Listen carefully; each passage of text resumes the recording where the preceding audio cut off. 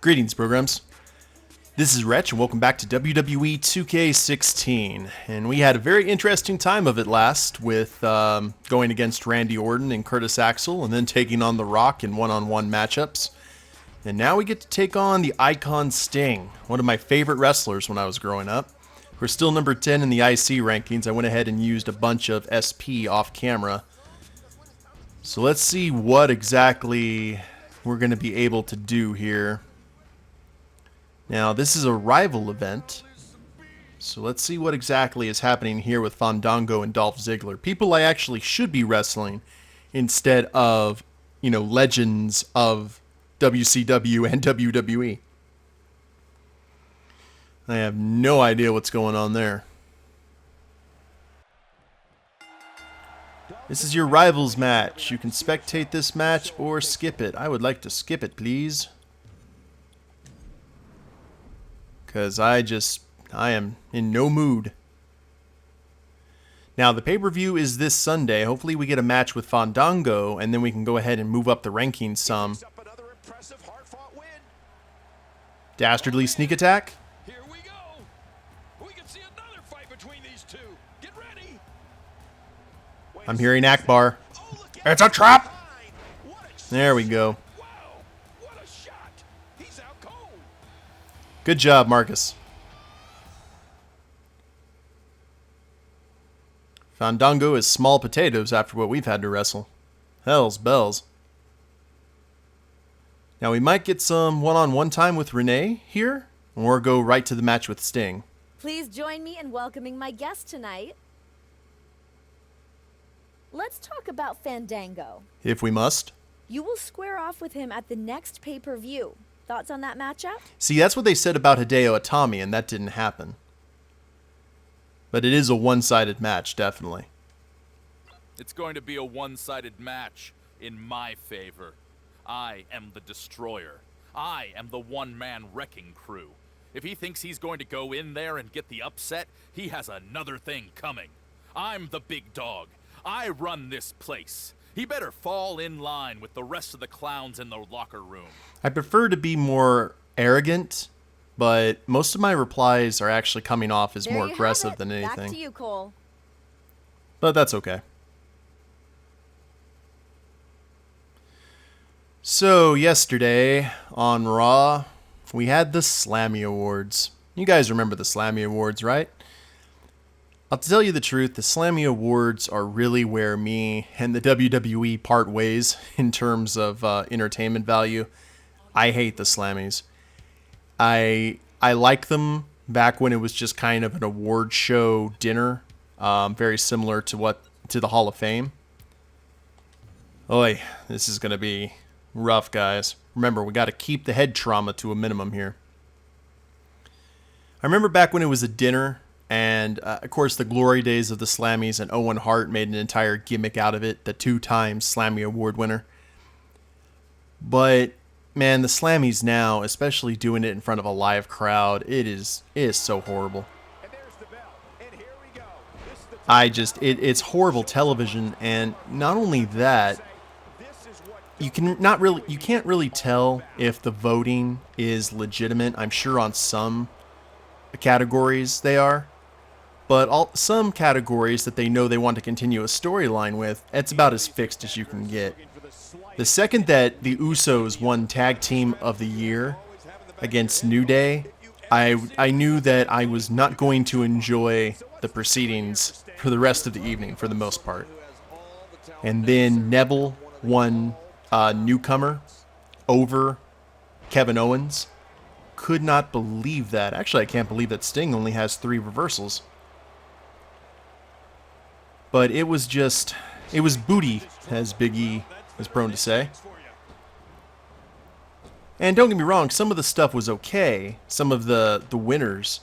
And then the thing that that was the end, so much of this is malarkey, was when they recreated the Miss Universe thing with Nikki Bella winning Diva of the Year instead of Paige. That's kind of when my patience went completely out the window.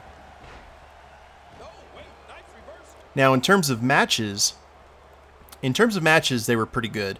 Dolph Ziggler and Kevin Owens had a match that you know for a fact is always going to be a good one, and they did not disappoint.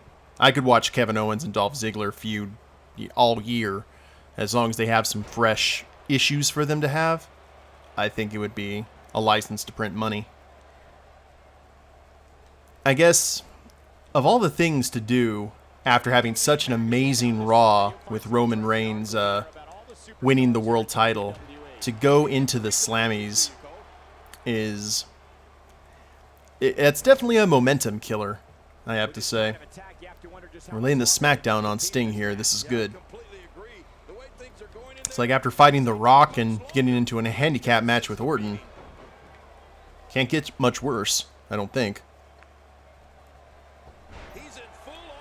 I love Sting. The first time I became aware of Sting, let's give him the power of the punch here. Boop. The first time I was trying to... Oh, come back.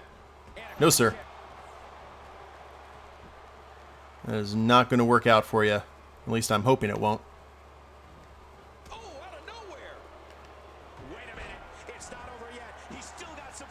Yes, sir. No comeback for you. First time I saw Sting. Now, I was aware of Sting from reading in wrestling magazines and such, but the first time I saw him wrestle is I had a videotape of a Clash of the Champions, and I'm not exactly sure which Clash of the Champions it was right offhand, but I don't even think it was the main event. That's the crazy thing about it. The event that I saw, it was a triple threat match, or a three-way match. I don't think they were called triple threats back then.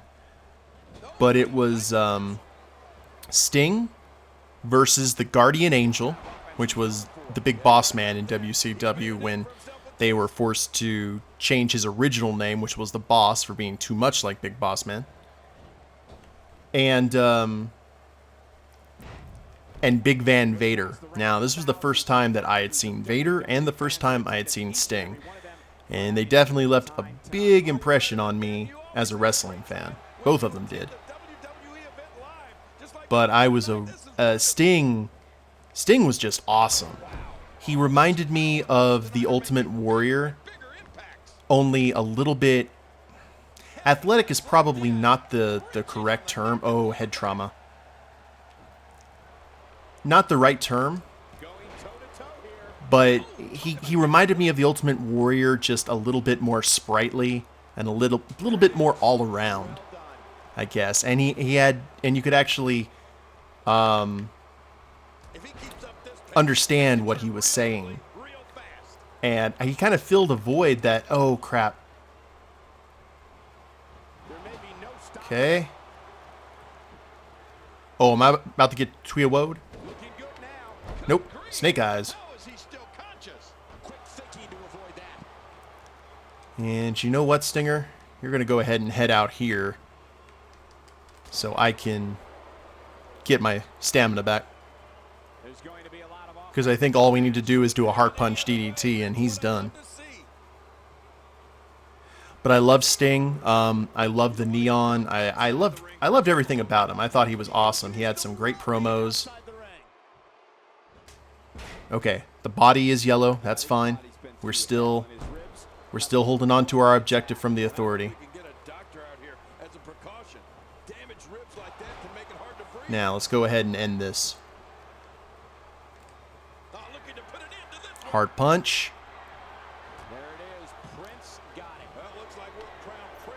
And a 4-star match with Sting. Nothing to sneeze at. Let's go ahead and go for the pin. Call it a night.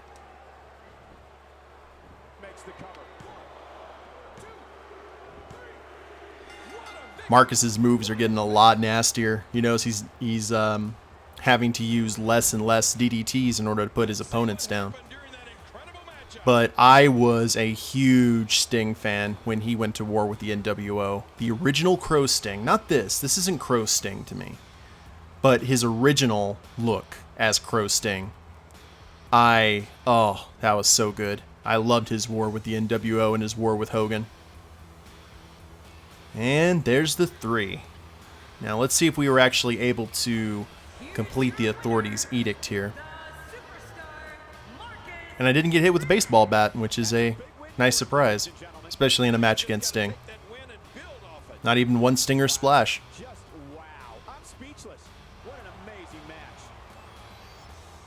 Alright, Sting is not fond of us, but Lana is. That's excellent. And the Authority is good with us. I remember I watched that tape so many times of the Starrcade. I think it was Starrcade 98. 97 was with Piper and Hogan. But Starrcade 98 with Sting versus Hogan was billed as like this ultimate matchup. And I've read some interviews where Sting just wasn't, his head wasn't in the right place for that match. Oh, our rank increased. Okay, beating Sting got us over Tyson Kidd. Huzzah. I'll take it. Now, are we actually going to wrestle people here in the IC division, or what's going to happen here? But that horrible botch spot at the end is just, what could have been. Oh, okay, we're fighting the IC champion. And we are definitely favorable. Get your opponent's body health red during the match. Alrighty. I can do that, very much so. And it said any body part, I believe. And Fandango isn't here. So let's give Ryback, the big guy here, a preview of coming attractions. Time for him to be the one who's shell-shocked for a change. But the Starrcade match, I hated that ending. I know they threw Bret Hart and made it, and it was supposed to make it. If you guys don't know what I'm talking about, they had built this feud for over a year of Sting. Oh no! So I'm gonna go in injured against Ryback. All right. Well, we can do this. Oh, he's already has a signature too. That's not nice. Oh.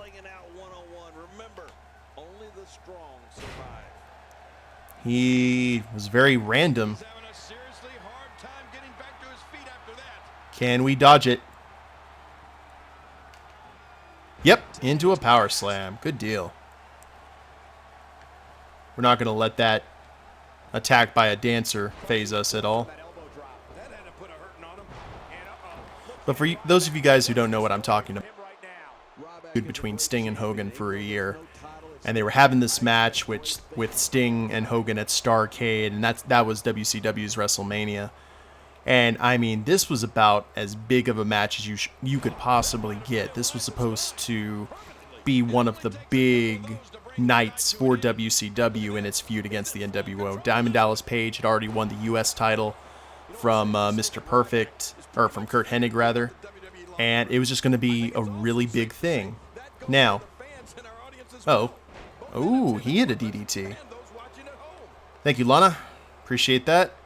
Facebuster. And they had this match. Now, keep in mind, they built up this entire time that Sting wanted to take down Hogan. That this was the entire point of Sting's quest for vengeance here. The entire match is literally Hulk Hogan beating the crap out of Sting. Almost the entire match. Until near the end, Sting hulks up, ironically, and he puts Sting, or he doesn't put Sting, Sting hits Hogan with the Scorpion Death Drop. Or no, it wasn't. It was, Hogan hit his leg drop on Sting. And Nick Patrick, the referee, apparently what was supposed to happen is that he was supposed to do a fast count, because Nick Patrick had been the NWO's referee for a really long time, and he had gone back to being a WCW referee, but they wanted to have that little suspension of disbelief happen that maybe he had turned again. But Bret Hart, freshly released, or freshly in WCW, let's go. Oh, I was on the wrong side. Whoops. There we go. was supposed to run out, say, you know, that's happened to me and it's not going to happen again. That was a fast count. Knock Nick Patrick out. And then, due to the fact that he was a referee that night and still technically a referee, he was going to referee the rest of the match, and Sting got Hogan in the Scorpion Deathlock, and that was that. The thing about it was, though, it wasn't a fast count. It was a standard 1, 2, 3 that Sting didn't kick out of. And it was disappointing to a lot of people, because that was kind of... I really think at that point, they threw all of their chips in on Goldberg at that time, because Sting the Sting storyline just did not end the way it was supposed to be. Add into the fact that J.J. Dillon, because of the controversy, stripped Sting of the title the next night on Nitro. So it was their WrestleMania, and it came out with a horrible finish that didn't solve anything. There wasn't any absolution to it. Good didn't triumph over evil. You guys know what I mean. But I'll always fondly remember that Sting, the one who'd come down from the rafters and hit the Scorpion Death Drop on random people. He did it on Randy Savage and the Disciple, and oh Lord. Okay, we just hit Ryback with a flying butt tackle. Asuka should be very, very proud.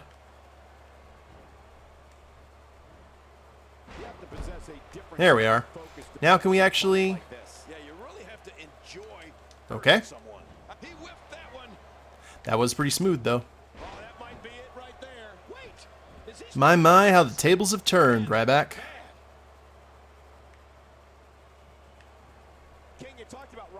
Can we slap him? I want to slap Ryback across the face. Nope.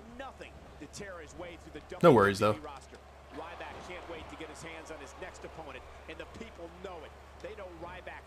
He has a very, very random on his moves.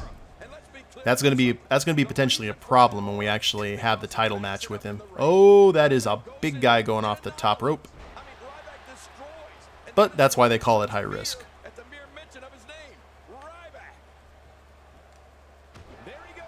Let's hit our Russian leg sweep combo. There we are. You know, maybe... That was dumb of me. Nice little reverse DDT, speaking of a Scorpion Death Drop. Let's hit a neck breaker, back breakers, all of our breaker moves.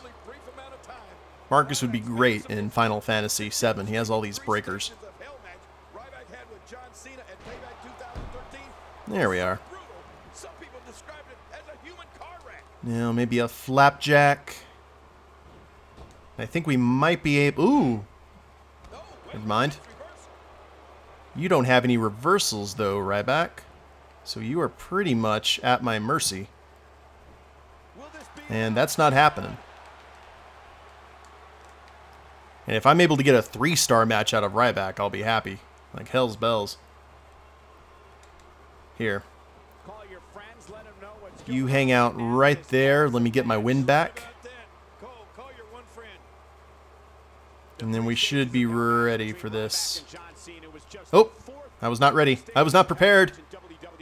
Ow. Nasty gourd buster. There we go. Now we got him.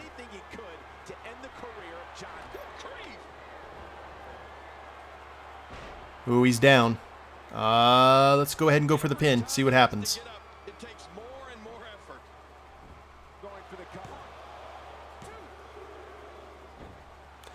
Yeah, I figured that was going to be the case.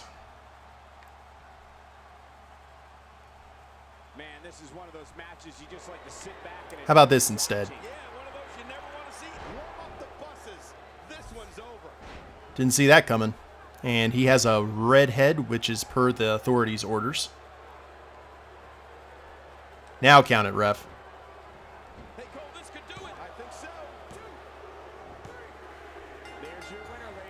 Excellent. The DDT is now an actual finishing move. and not one you have to repeat. I hate it when they repeat finishing moves in matches. That was actually something that I was thinking about, and I think about it a lot during matches, especially with matches with really great workers like Kevin Owens and Dolph Ziggler. I would really like it if wrestling matches ended occasionally without finishers or distraction roll-ups. I would like it like if Dolph Ziggler hit a famouser, which he hasn't pinned anyone with in ages. I would like that to occasionally win matches. I would like, Kevin Owens' little signature moves kind of stuff. I would like those to have the potential to be match enders instead of just finishers. And use finishers for big matches or rivalry type matches. It's just 3.5 stars, not bad. Oh, it was body hell thread. Whoops. My mistake. We're still on good terms with the Authority, so they can go ahead and get over that, I guess. Now, we may have time for it. If not, the episode will run a little bit longer than usual, but I think we're going to go ahead and Fandango. Now, this should definitely boost us up the rankings. Beating the Intercontinental Champion.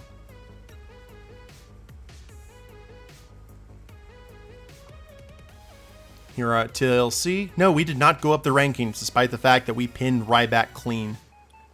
Oi. Put on a 5-star match. Ooh. Oh, I don't know about that. That actually, might get us in bad with the Authority. Well, I'll tell you what, guys. I think we may hold off and have our match with Fandango and end this rivalry in the next episode. On camera here, let's go ahead and use our attributes. Now, how I'm doing the attributes here is I'm not really building Marcus into anything specific. What I am doing is I'm just looking for the value that's the lowest and pumping it up with XP that way. I'm just getting everything up depending on priority, or actually the least priority. So right now, 149 seems to be our least numerous attribute. So let's go ahead and pump up grapple speed and strike speed to 70. And that means that the next thing we need to level up will be environmental offense and foreign object offense. Now, I'm kind of curious if the foreign object offense, it probably doesn't, but I'd like that to affect power of the punch. I think that would actually be really, really cool. But not too shabby. Let's go ahead and accept that. We're still at overall 77, but we'll probably get up into the 78, maybe 80 range here before too much longer. So, and we got plenty of VC to spend. I don't know what to spend VC on, but hopefully it'll be something good. So I will go ahead and end the episode here. I hope you guys have enjoyed it, and when we come back, we will have our feud-ending match with Fandango, which we have to put on a 5-star match. If you liked the episode, go ahead and click like down below, subscribe to the channel, leave a comment, that'd be a big help, and we'll see you next time. Later days, everyone.